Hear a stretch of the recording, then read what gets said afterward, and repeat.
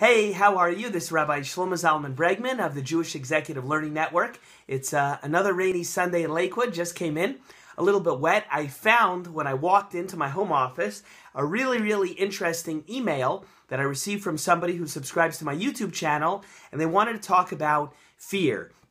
Now, those people who follow my classes, my shiurim, my videos, and the like know that I'm a big proponent in encouraging people to tackle the things that they're afraid of, that make them insecure, and to deal with them, to push past them, and to actually manufacture, even if necessary, opportunities every single day whereby you sprinkle a little bit of fear into your life in order to encourage yourself to actually not just be in a comfort zone, but push past it. Okay, that's one thing we spoke about. So a person wrote me an interesting question. They said, look, it sounds great. It sounds very inspirational. I really like your clip, how to basically, handle your fears and create success, whatever it was called, that previous video.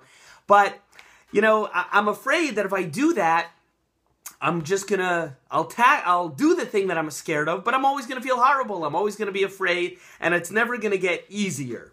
So I want to explain to you in response, and I thank you for the question, I want to explain to you in response that it's a biological fact. It's not just a psychological trick that I'm telling you. Don't worry. Pick up the phone. Speak to the person you're afraid of. Don't worry. Go talk to somebody in real life, face to face, that you're uncomfortable with. Try something new. It's not just I'm telling you you'll feel better. No, actually, biologically, it's known in a scientific way even, you will feel better over time. I'll just share with you this in response. A lot of people, or at least those who know me personally, know that I have a scientific background. When I was in college, I was trying to go and get into law school and med school at the same time. I worked in different medical schools in the summer. Some of you know that I have that background, and I'm still interested in science and how God made the human body work and how we operate. It's interesting. There's a 2009 study that happened actually in Germany. If you send me an email, director@jeln.org, I'll send you the actual study name if you'd like to look it up and research it and find the article, the original article itself. But basically, in short, there was a 2009 study that happened in Germany.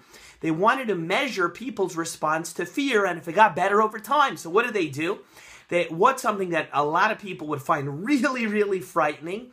How about jumping out of an airplane with a parachute and you never did it before? So they took a lot of people in the study, in Germany, up in an airplane about 10,000 feet high, and they had them jump from a parachute. That was the experiment. But they weren't going to jump once; they were going to jump 3 times that day for the first time. And many people were actually having their first 3 jumps. They were happening, all 3 jumps, within an hour. Now, many of you might not know, but the human body produces an enzyme which can be measured. It's actually found in a person's saliva. And that chemical actually is produced by the body when a person experiences fear or stress or feelings of anxiety and pressure and stress. The human body produces that. So without getting into the spit of it, basically they had a person give a saliva sample right before they were thrown out of an airplane and hurtling to the earth for the first time.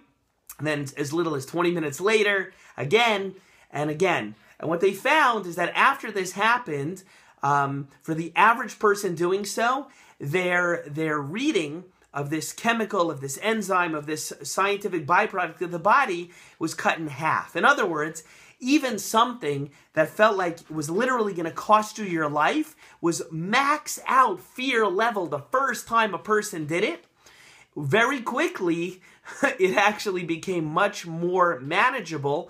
And the studies and those that explain the study said that the stress level on the person and the fear level and the anxiety level was more akin to the aggravation a person feels in a traffic jam, whereas a little while earlier it was just through the roof. Literally, you could almost kill an elephant with that level of anxiety and adrenaline and the feeling a person was having. So what's the point? The point is that a person can quickly acclimate to something that feels like it could kill you, that you're horribly afraid of, something you can acclimate to relatively quickly, even something that feels like it could cost you your life at that level of fear, and it's something that could even be biologically measured, okay? So that's the point. So my friend, thank you so much for reaching out to me. My internet friend, someone I never met before. But what I would tell you in response is, yeah, I know that when I ask you and I encourage you, do something that feels hard, feels difficult, stretch yourself. I know it feels like